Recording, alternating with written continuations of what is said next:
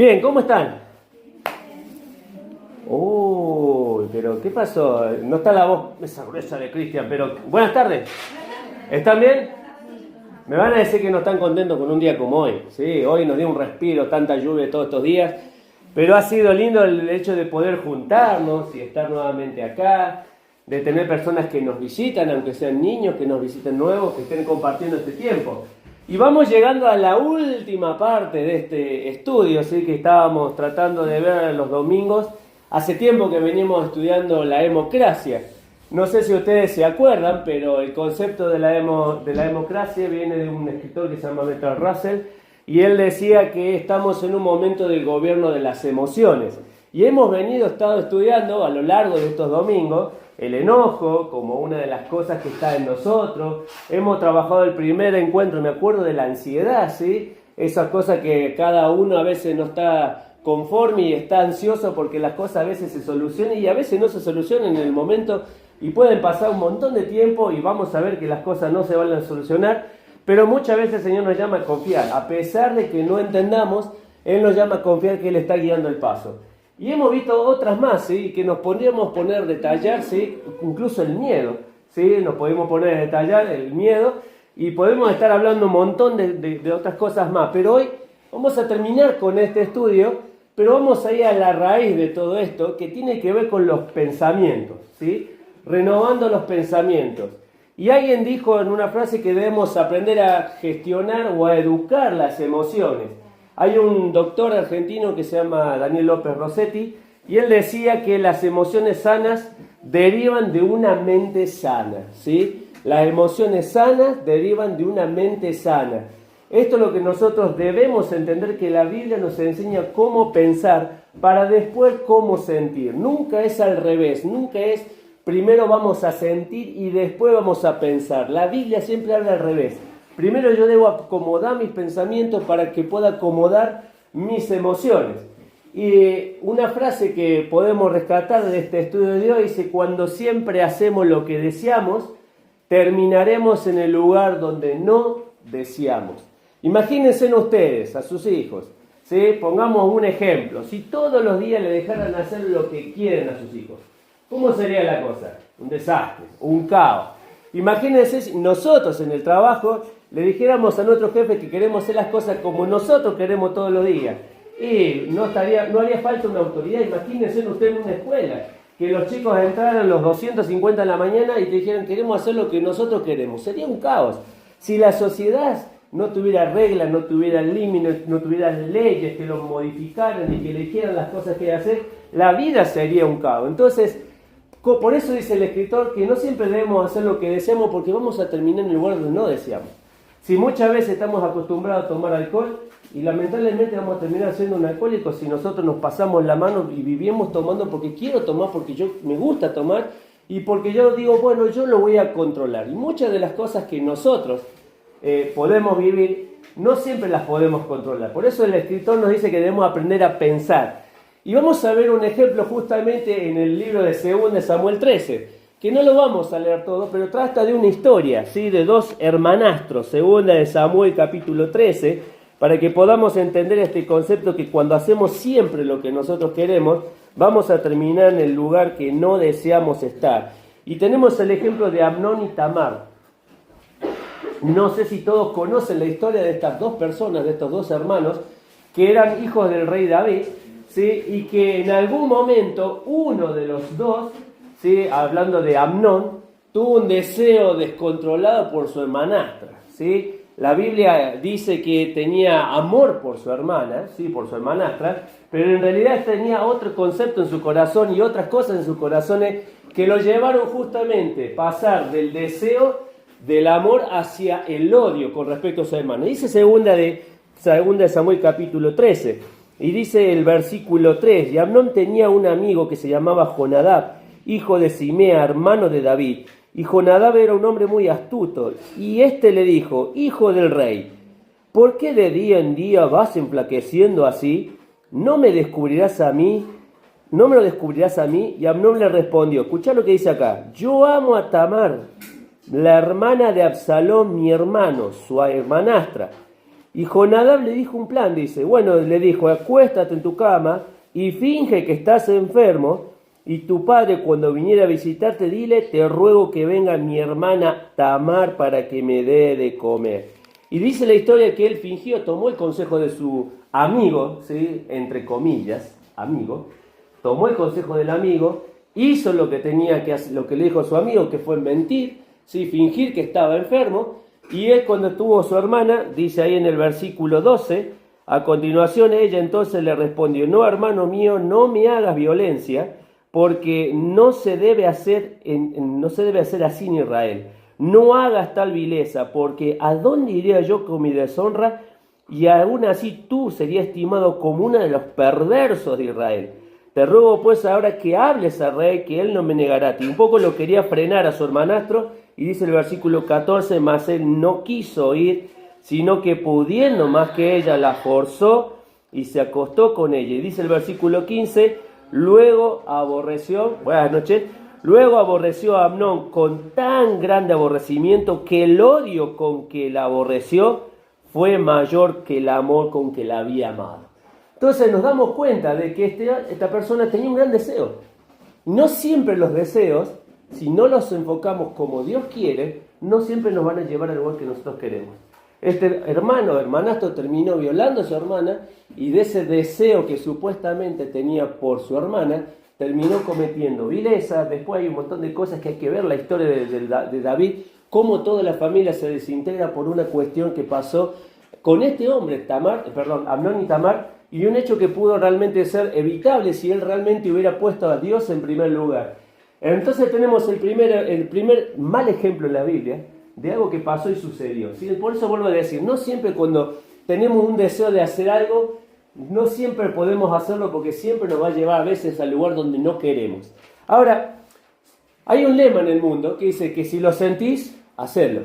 O, en su defecto más moderno, si lo sentís, es verdad. Y hablamos de esto la otra vez, ¿no? Que muchas veces nuestros sentimientos son más fuertes que nuestros razonamientos. Por eso estamos hablando del gobierno de las emociones. Porque justamente hoy nos estamos manejando por lo que sentimos. Y cuando alguien siente algo decimos que es verdad, ¿sí? Que no se puede suplantar. Porque un razonamiento se puede refutar ¿con qué? Con otro razonamiento. Un pensamiento se puede refutar con otro pensamiento. Pero un sentimiento no se puede refutar. Porque si la persona te lo está diciendo, vos lo tenés que justamente asimilar. Pero ¿qué es lo que Dios quiere que nosotros aprendamos a pensar? Y fíjense en ustedes ejemplos acá. Proverbios 28, 26. ¿Sí? ¿Y por qué no debemos hacer siempre lo que nosotros queremos? Proverbios 28, 26. Vamos a ver 4 pasajes aquí antes de continuar con el estudio para llegar al tema principal, que es el tema de ordenar nuestros pensamientos. Dice 28, 26 de Proverbios. ¿Todos lo llegan a encontrar? 28, capítulo 28 y versículo 26. Y dice ahí el escritor, dice, el que confía en su propio corazón es... No escuché. El que confía en su propio corazón es... Pero ¿por qué no puedo confiar en mí? Ahora vamos a ver por qué. La NBI, una traducción, nosotros usamos la versión 1960, la Reina Valera 1960, la NBI dice, necio es el que confía en sí mismo. Vieron que nosotros estamos en una sociedad donde dice, si vos lo sentís, vos lo tenés que hacer. Si vos lo sentís, es verdad. Pero la Biblia nos está diciendo que no debemos confiar en las cosas que nosotros sentimos, sino que aprendamos a poner el razonamiento antes de largar la emoción. Otro pasaje, Jeremías capítulo 17, versículo 9. Estamos ahí, Proverbios, Eclesiastés, Cantares, Isaías, Jeremías. Ahí nomás estamos cerquita. Jeremías capítulo 17 y versículo 9. Y acá habla justamente Jeremías hablando del corazón, y dice el versículo 9, engañoso es el corazón más que todas las cosas y perverso. ¿Quién lo conocerá? Y la respuesta en el versículo 10 dice, yo Jehová, que escudriño la mente y pruebo el corazón para dar a cada uno según su camino, según el fruto de sus obras. Entonces, Jeremías utiliza ahí una palabra que no sé si la llegan a ver porque quería que entrara en el dibujito. Me gustó ese dibujito. Ahora me doy cuenta que quedó muy chiquito. Dice ahí engañoso, ¿sí? Y la palabra que utiliza Jacob, que significa torcido, fraudulento. ¿Sí? ¿Cuántas veces decimos o hemos escuchado a parejas que dicen, se acabó el amor? no hay más amor, ¿sí? Porque en algún momento confiaron en ¿qué? En los sentimientos. Y los sentimientos, ¿qué hacen con nosotros? A veces están y a veces no están. A veces nos manipulan, nos manejan y a veces no. Y Jeremías dice, el corazón, nuestro corazón, lo que está en nuestro interior es perverso, nos engaña. Tenemos que estar prestando atención porque en cualquier momento nos asalta y nos lleva a hacer cosas que no debemos. Como le pasó a su compañero recién el que miramos, a Amnón. Hizo lo que no debía hacer, pero siguió su corazón. Dice Isaías capítulo 1, ahí nomás estamos. Isaías, Jeremías, volviendo un poquito hacia adelante, el libro que está al lado, Isaías el capítulo 1, hablando el profeta sobre el pueblo de Israel, dice en el versículo 5, ¿por qué querréis ser castigados aún?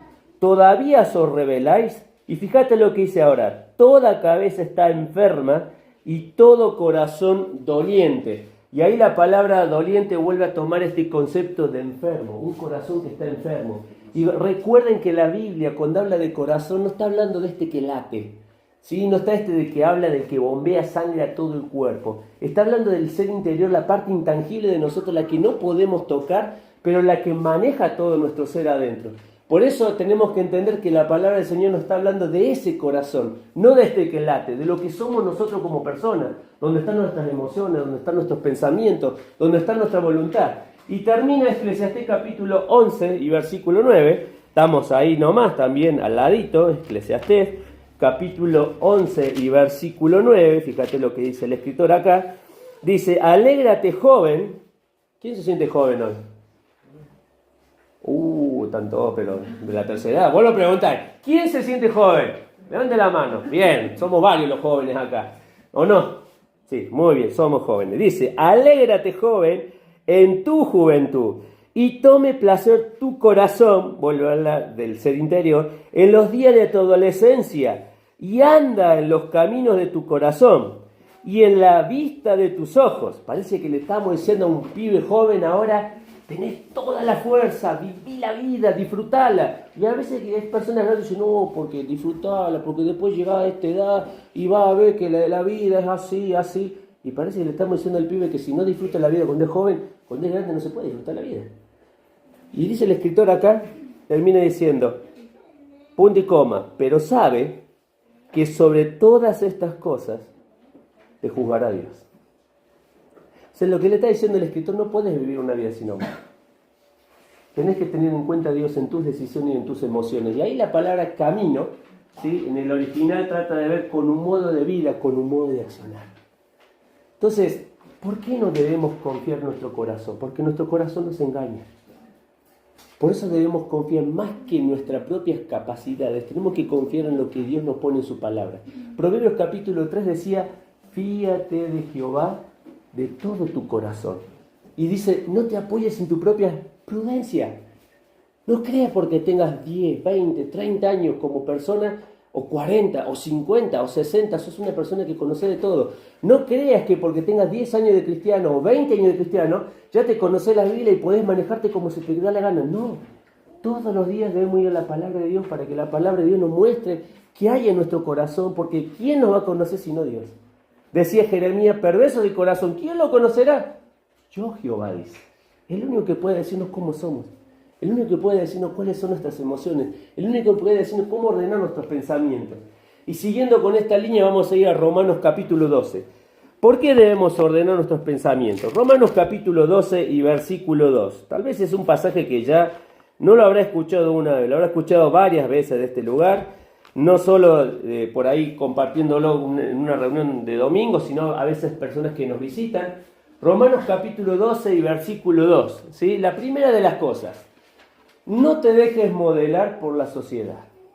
No te dejes modelar por la sociedad. Vamos a ver un ejemplo. A ver, si yo les pregunto, ¿quién sufrió una presión monumental para ceder ante la sociedad?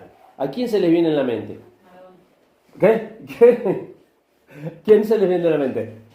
¿Quién sufrió mucha presión así en la Biblia y que fue presionado para que hasta renegase de Dios? ¿Quién? Empieza con 10. Empieza con D. Daniel, capítulo 1 de Daniel. Ahora los quiero ver si pueden encontrar el libro de Daniel en el capítulo 1. Ezequiel, Daniel, capítulo 1. versículo 4. Daniel capítulo 1 y versículo 4.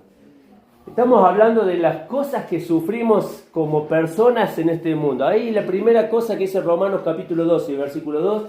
No conforméis a este mundo, a este siglo. Y ahí dice no dejarnos modelar por la sociedad. Daniel capítulo 1 y versículo 4 dice, vamos a leer el versículo 2 en adelante. Dice, y el Señor entregó en manos de Joacim, rey de Judá, y parte de los utensilios de la casa de Dios, y los trajo a la tierra de Sinar, a la casa de su Dios, y colocó los utensilios en la casa del tesoro de su Dios. Y dijo el rey a Aspenaz, jefe de los eunucos, que trajese de los hijos de Israel, del linaje real de los príncipes, fíjate bien, muchachos, en quienes no hubiese tacha alguna, de buen parecer, enseñados en toda sabiduría, sabios en ciencia y en buen entendimiento, e idóneos para estar en el palacio del rey, y que se les enseñase, dice, las letras y la lengua de los caldeos, y les señaló el rey para cada día de la provisión de la comida del rey, del vino que él bebía, del que y que los criase por 3 años, para que al fin de ellos se presentasen delante del rey. Acá estamos en un momento difícil del pueblo de Israel. El pueblo de Israel había sido llevado cautivo. Saben todos que la palabra de Dios dice que tuvo 70 años cautivos. En ese cautiverio se llevan a los jóvenes. Era muy común llevarse a los jóvenes de la alta sociedad de cada pueblo que conquistaban para educarlos en sus letras, para enseñarles la cultura, para enseñarles de sus dioses y que fueran personas que se mezclaran con el resto del pueblo, que perdieron su identidad, que cambiaron su forma de ser. Hay una palabra difícil ahí que no existe en la Biblia, pero el otro día la escuché y me gustó, que significa la palabra babilonizar. Que la palabra babilonizar significa justamente esto, cambiar. ¿Qué le quería cambiar el rey? Su forma de hablar. Entonces le dice, bueno, vamos a enseñar nuestras letras, nuestra forma de escribir. Ahora imagínate, nos invade China. Vamos a aprender a hablar en chino. Te quiero ver hablar en chino. Te quiero ver aprender las letras de los chinos. ¿Sí? Esas cosas raras que nosotros no entendemos, que para ellos es común, para nosotros no es común. Es aprender un idioma nuevo. Bueno, y le vamos a cambiar su forma de hablar. Les vamos a cambiar la forma de alimentarse.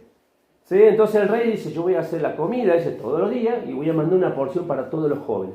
Se dice en la Biblia que esta gente, estos jóvenes que se habían llevado, tenían entre 14, 18 y 19 años. O sea, eran jóvenes realmente en la época de su mayor expresión de edad, digamos, el mayor deseo de decir, quiero formar mi vida, mi futuro. En ese momento los agarran y les empiezan a decir, le vamos a cambiar la forma de hablar, le vamos a cambiar la forma de alimentarse, le vamos a cambiar la forma de pensar.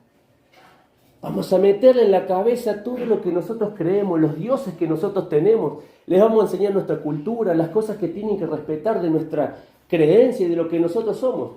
Y es más, se le quieren cambiar la forma que tenían de Dios, el concepto de Dios que ellos tenían. De tener a un Dios a tener varios dioses. Entonces, usted póngase a pensar que de la misma forma que le estaba pasando a Daniel, nos pasa a nosotros hoy en la actualidad.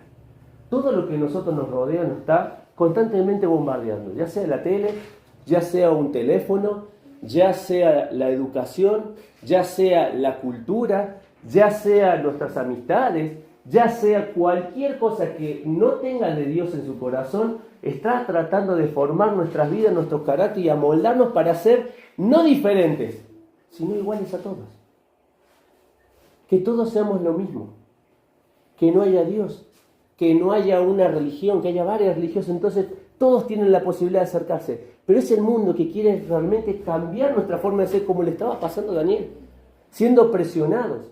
Y Daniel tenía la opción de decir, bueno, me voy a dejar a enseñar, que ellos me digan qué es lo que tengo que hacer. Fíjate la palabra enseñarse, que la leímos ahí en el versículo 4, dice, muchachos en quienes no hubiese tacha alguna, de buen parecer, enseñado en toda sabiduría, sabio en ciencia, en buen entendimiento, idóneo para estar en el palacio del rey, y acá está la frase, y que les enseñasen las letras.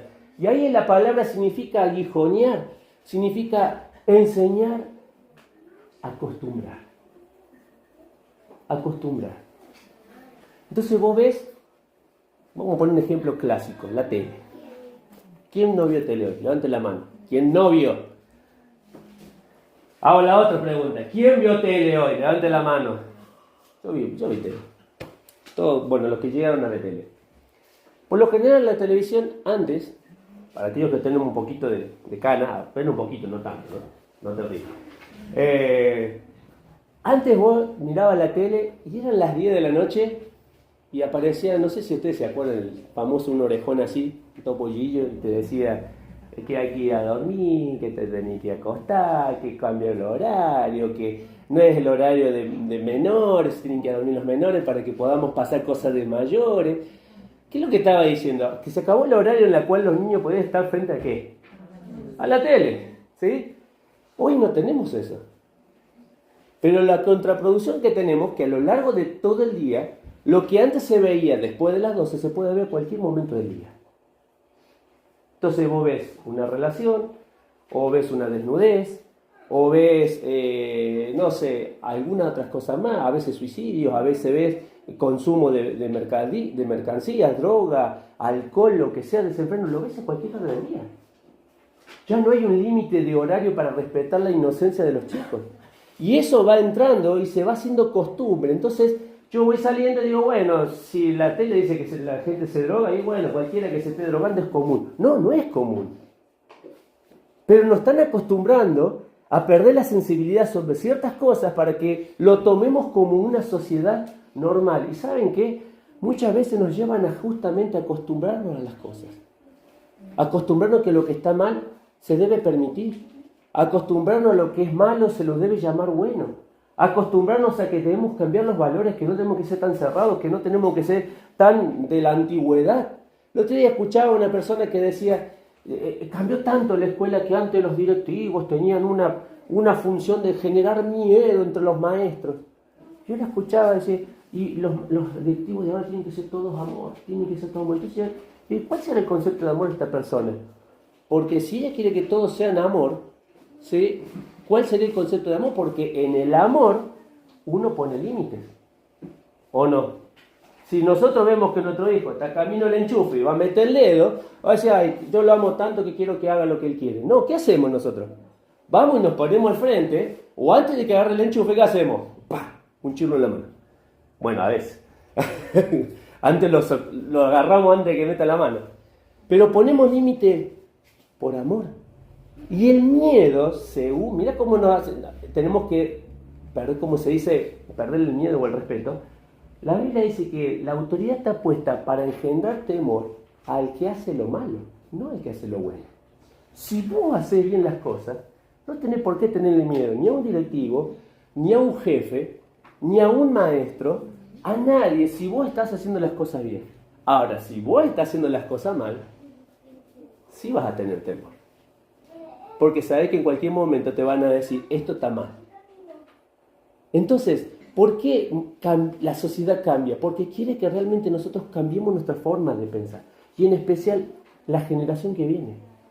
Porque vos y yo, la mayoría de los que estamos acá, venimos de la generación que nos inculcaron unos valores distintos a los que están recibiendo la generación que viene.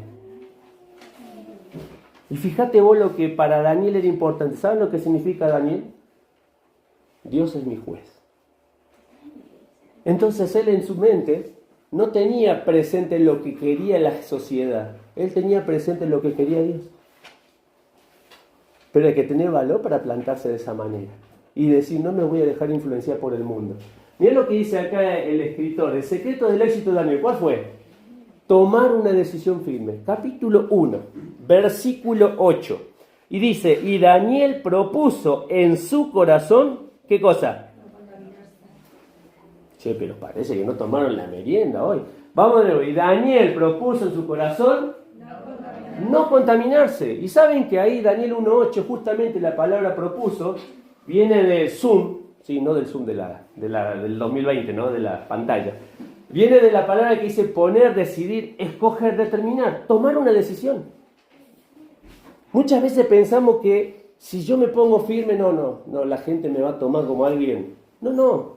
Él se puso firme porque sabía que su juez era Dios, no las personas que estaban a su alrededor, no lo que iban a decir la gente.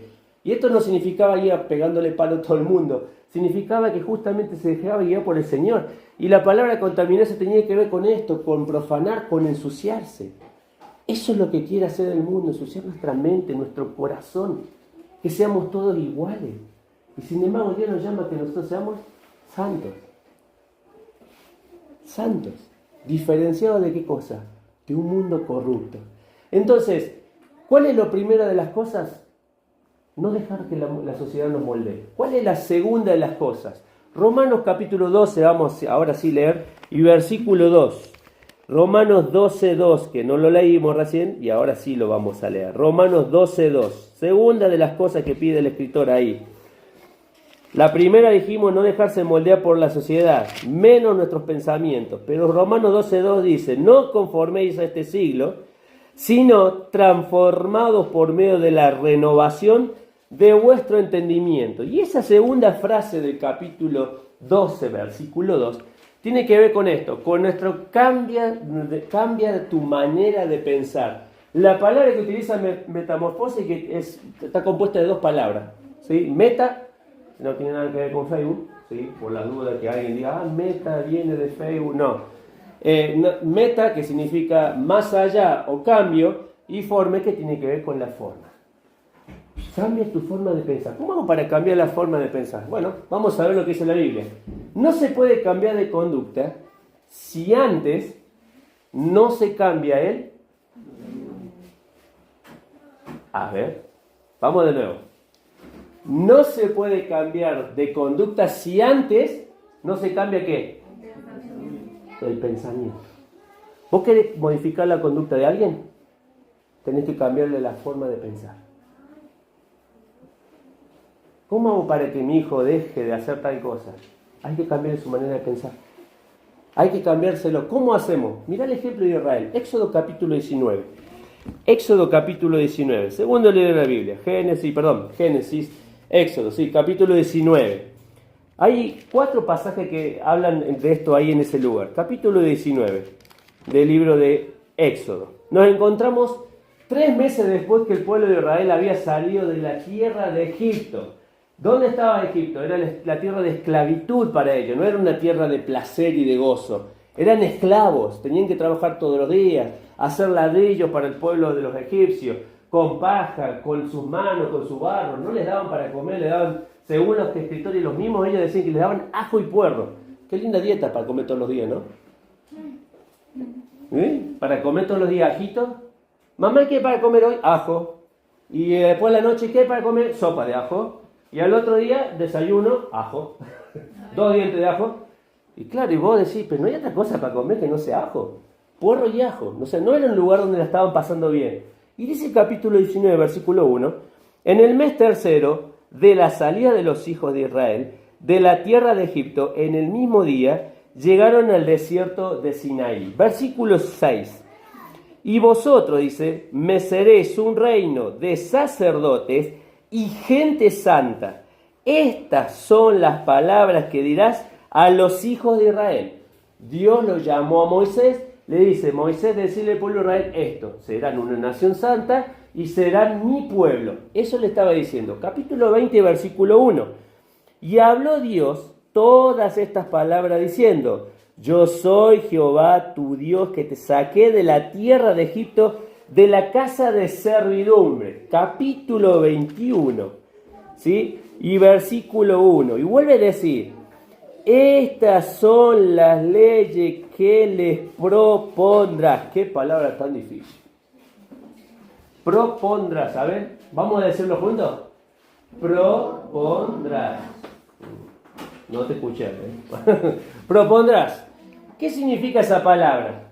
Ahora no es ahora es sin. Y dice, poner en o colocar. Dios saca a su pueblo de la esclavitud, los lleva al pie del monte Sinaí, y ahí lo manda Moisés con la ley de Dios, y le dice, estas son las leyes que ahora el pueblo de Israel tiene que hacer. ¿Qué le estaba cambiando? La forma de pensar que traía de Egipto.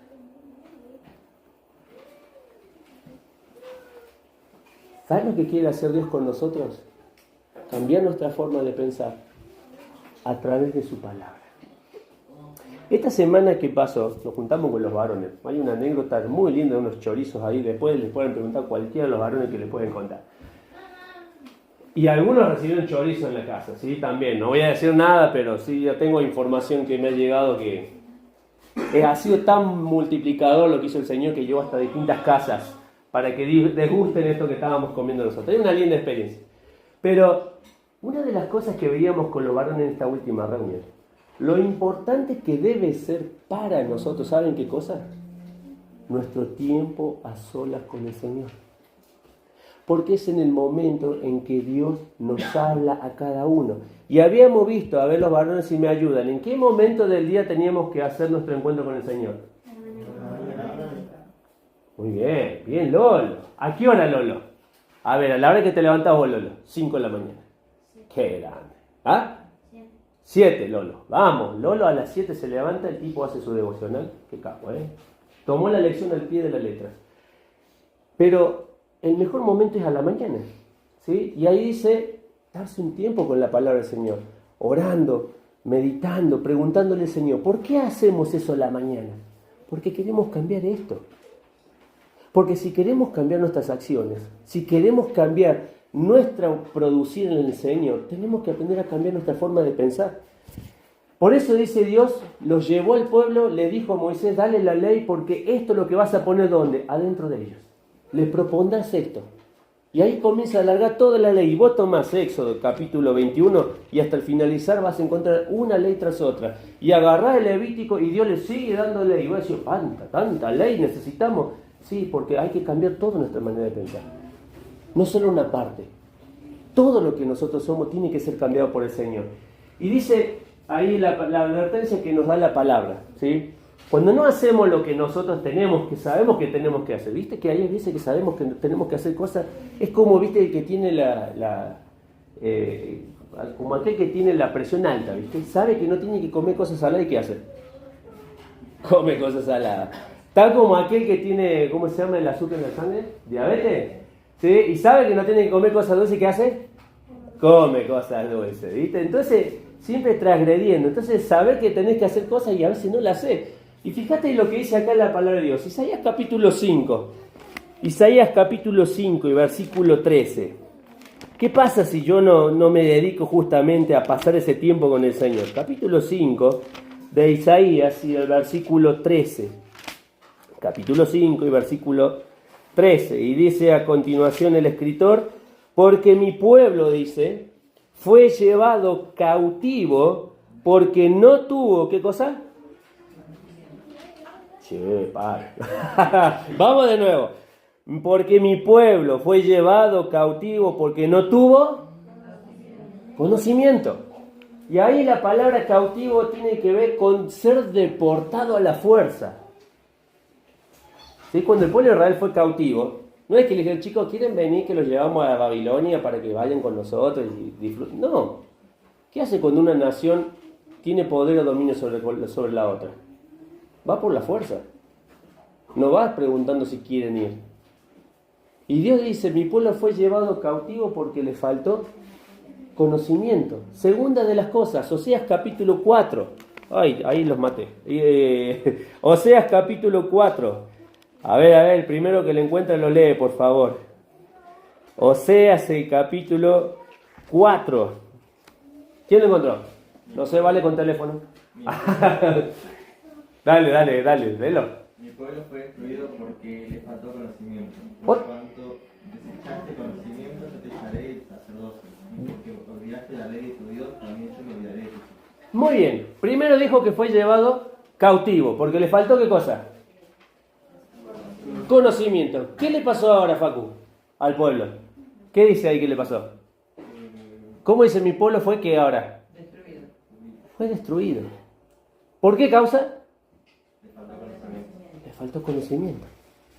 Entonces, destruido acá tiene que ver con o destruir, o perecer, o reducir. ¿Cuál es la palabra común de los dos pasajes? Conocimiento. Conocimiento. ¿Saben por qué muchas veces fracasamos como familia? Porque nos falta el conocimiento de Dios. ¿Saben por qué muchas veces nos cuesta marcar límites a nuestros hijos? Porque nos falta conocimiento de Dios. ¿Saben por qué muchas veces nos llevamos mal con personas que están a nuestro alrededor, que a veces no son cristianos, pero son otras personas? ¿Por qué nos llevamos mal? Porque nos falta ¿qué cosa? Conocimiento. ¿Cómo tratar con ellos? ¿Cómo tratar con nuestros jefes? La Biblia es un libro en el cual nos habla de cómo relacionarnos con Dios, pero cómo relacionarnos con nuestro prójimo. Y nosotros dejamos la Biblia de lado y todas las cosas que nosotros hacemos las empezamos a hacer o porque nos enseñaron nuestros padres, o porque nos enseñó la sociedad, o porque lo estamos viendo en la tele, pero no lo estamos haciendo porque lo vemos en la palabra. Entonces, es muy importante para nosotros que la advertencia que el Señor nos está dando es que si no tenemos conocimiento, ¿qué pasa con nuestra vida? Podemos destruir nuestra vida o podemos justamente quedar cautivos de pecados por no tener en claro lo que Dios tiene para nuestras vidas. Ahora, ¿cuál era el secreto para el éxito de Israel? ¿Cuál era el secreto? El secreto de Daniel, ¿cuál fue? Tomar una decisión firme. ¿Cuál era el secreto para el pueblo de Israel? ¿La enseñanza de qué cosa? La palabra de Dios. Ahora, Efesios capítulo 4 y versículo 1. Quiero que veamos estos ejemplos. Efesios capítulo 4 y versículo 1. Efesios capítulo 4 y versículo 1. ¿Versículo 1 dije? No, versículo 11. Capítulo 4 y versículo 11. Presta atención a lo que dice acá. Y él mismo, ¿sí?, constituyó a unos apóstoles, a otros profetas, a otros evangelistas, a otros pastores y maestros, a fin de perfeccionar a los santos para la obra del ministerio, para la edificación del cuerpo de Cristo. Y termina diciendo, para que todos lleguemos a la unidad de la fe y del conocimiento del Hijo de Dios. ¿Para qué Dios estableció justamente pastor y maestro? ¿Para qué? Para que enseñasen la palabra del Señor. Segundo pasaje, Timoteo capítulo 2, segunda Timoteo capítulo 2 y versículo 2. Segunda Timoteo capítulo 2 y versículo 2. Fíjate la importancia de la enseñanza. Esto el otro día también lo hablábamos con los varones, que la oportunidad de servir al Señor y de estudiar la palabra del Señor y de enseñar a otros la palabra del Señor está al alcance de todos. Pero todos los días debemos tomar una decisión de hacer lo que Dios está esperando en nuestra vida. Y dice el capítulo 2 y versículo 2. Lo que has oído de mí ante muchos testigos, esto encarga a hombres fieles que sean, ¿qué cosa? Idóneos para enseñar a otros. Entonces, fíjate el poder de la enseñanza. Dios prepara pastores y maestros para que enseñen al pueblo. Dios dice, cuando se vayan esos pastores, también les tenemos que enseñar a los varones para que les enseñen a otros varones, porque la generación, como decíamos la otra vez, si no le pasamos la posta a la siguiente generación, la iglesia muere acá. Y es una responsabilidad de cada uno de nosotros estudiar de la palabra del Señor para enseñar a otros. Y Deuteronomio capítulo 6 y versículo 6, y tal vez este sea, como decimos siempre, el dedo en la llaga, capítulo 6 y versículo 6 al 7, dice el escritor acá, capítulo 6 y versículo del 6 al 7, dice, y estas palabras que yo te mando hoy estarán sobre tu corazón, y las repetirás a tus hijos, y hablarás de ellas estando en tu casa, andando por el camino, al acostarte y cuando te levantares. ¿A quién está hablando? ¿A quién le está hablando? ¿A los hijos? ¿A los padres? ¿O a los maestros? ¿A quién le está hablando? Vuelvo a preguntar, ¿a quién le está hablando? ¿A quién va dirigido la palabra? A los padres. Papá, mamá, ¿la primera escuela sabe dónde es? Es en la casa. Somos nosotros los que tenemos que abrir la Biblia. Somos los que nosotros que tenemos que enseñar a nuestros hijos. Esto no va en desmedro de una actividad de chico, de una actividad de adolescente, de una actividad de joven. Al contrario, es el complemento que necesita, pero es en la casa. Es en la casa donde empieza la enseñanza. Fíjate el valor de la enseñanza de la palabra de Dios.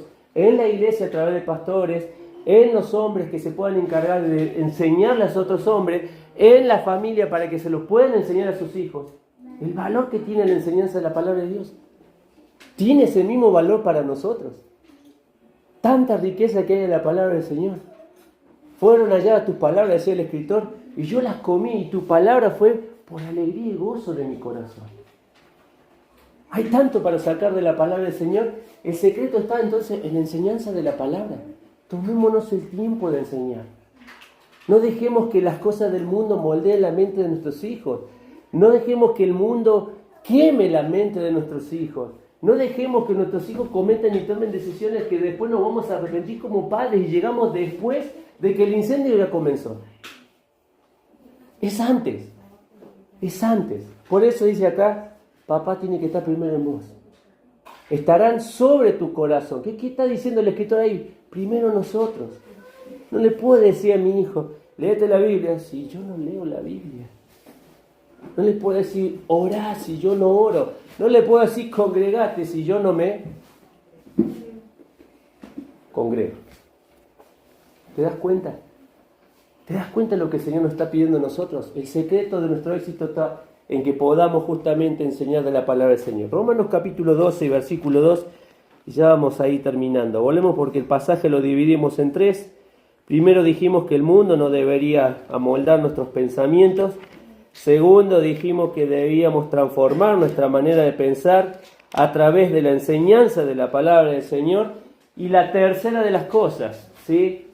Comprueba el plan perfecto del Señor. Y dice a continuación capítulo 2 y versículo 12 de Romanos, 12:2. No os conforméis a este siglo, primer punto. Segundo, transformaos por medio de la renovación de vuestro entendimiento. Tercer punto, para que comprobéis cuál sea la buena voluntad de Dios, agradable y perfecta. Y ahí la palabra voluntad tiene que ver con el diseño y el propósito de Dios. El diseño y el propósito de Dios. ¿Cuál es la voluntad de Dios? Primera de ellas, la voluntad de Dios. 1 Timoteo capítulo 2. 1 Timoteo capítulo 2. Ya vamos terminando, La otra vez me pasé un poquitito. No tanto, apenas unos minutitos. Capítulo 2 de 1 Timoteo y versículo 2. 1 Timoteo capítulo 2, versículos 3 y 4, perdón. Porque este bueno agradable delante de Dios, nuestro Salvador, el cual quiere que todos los hombres sean salvos y vengan al conocimiento de la verdad. Pregunta, ¿cuál es la voluntad de Dios?